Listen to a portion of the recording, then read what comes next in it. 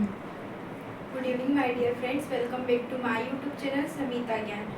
और आज हम स्टार्ट करने वाले हैं कि रोगों के त्रिविध कारण क्या होते हैं। यहाँ पे त्रिविध कारण से मतलब है कि रोग जो होते हैं वो उत्पन्न होने के उनके 3 कारण बताए गए, मतलब 3 हेतुओं को यहाँ पे संक्षेप में बताया गया। जैसे कि काल बताया है तो काल का अतियोग, मिथ्यायोग और उसका क्या हो जाएगा आयोग। तो ये 3 चीज़ें बताई गई, इसलिए अपन उसको क्या बोल रहे हैं, त्रिविध कारण बोल रहे हैं। ठीक है, तो अपन श्लोक से स्टार्ट करते हैं।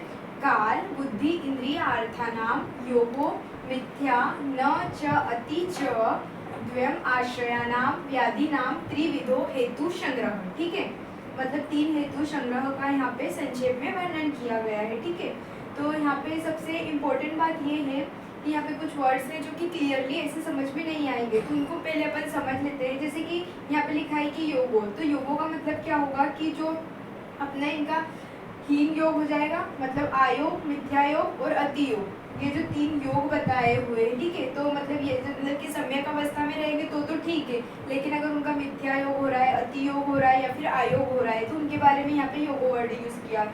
और मिथ्या का मतलब क्या हो रहा है कि जो चीज़ आपको नहीं करनी है, आप उसके अपोजिट चीज़ कुछ हो रही है तो वो क्या हो जाएगा, मिथ्या योग हो जाएगा।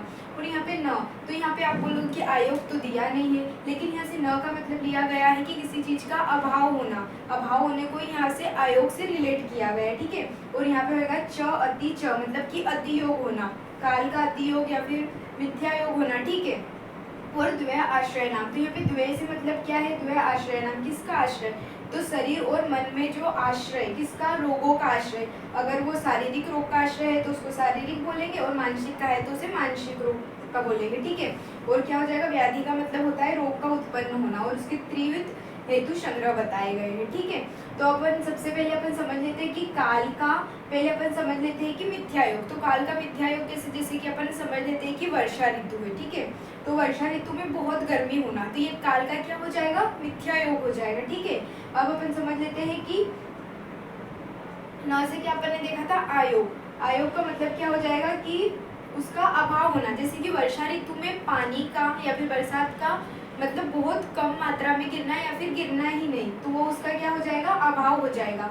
और अतियोग, तो अतियोग में क्या हो जाएगा कि वर्षा का बहुत बहुत बहुत ज़्यादा होना, तो वो उसका क्या हो जाएगा, अतियोग हो जाएगा। ठीक है, और वैसे ही अपन एक एग्जाम्पल इंद्रियार्था नाम का भी ले लेते हैं। जैसे कि आपकी मतलब कि चक्षु इंद्री जो रहती है उसका एग्जाम्पल अपन ले लेते हैं, जैसे कि आँख से, तो उसका अपन पहले देख लेते हैं मिथ्यायोग। मिथ्यायोग जैसे कि आपको डॉक्टर ने बोला है कि आपको मोबाइल ज़्यादा नहीं चलाना है, आप मोबाइल को स्क्रॉल करते जा रहे हो तो वो उसका क्या हो जाएगा, मिथ्यायोग हो जाएगा। आपको पता है कि मुझे नहीं चलाना है, फिर भी आप मोबाइल का यूज़ कर रहे हो बहुत ज़्यादा मात्रा में, मतलब कि क्या हो जाएगा, उसका मिथ्यायोग हो जाएगा। और आयोग क्या हो जाएगा, अभाव हो जाएगा। जैसे कि आप, आयोग का मतलब क्या हो जाएगा कि अभाव हो जाएगा। जैसे कि आप नॉर्मली अपनी आइज क्या होती है कि प्रकाश में काम करती है, ठीक है, अच्छा दिखता है, लेकिन अगर प्रकाश की न्यूनतम हो जाएगी, मतलब न्यूनतम यानी कि कम हो जाएगा, तो आपको दिखना क्या हो जाएगा, कम हो जाएगा, तो वो क्या हो जाएगा, आयोग, अभाव होना या फिर कम होना। और अतियोग, अतियोग क्या हो जाएगा, जैसे कि आप बहुत मतलब सूर्य को एकदम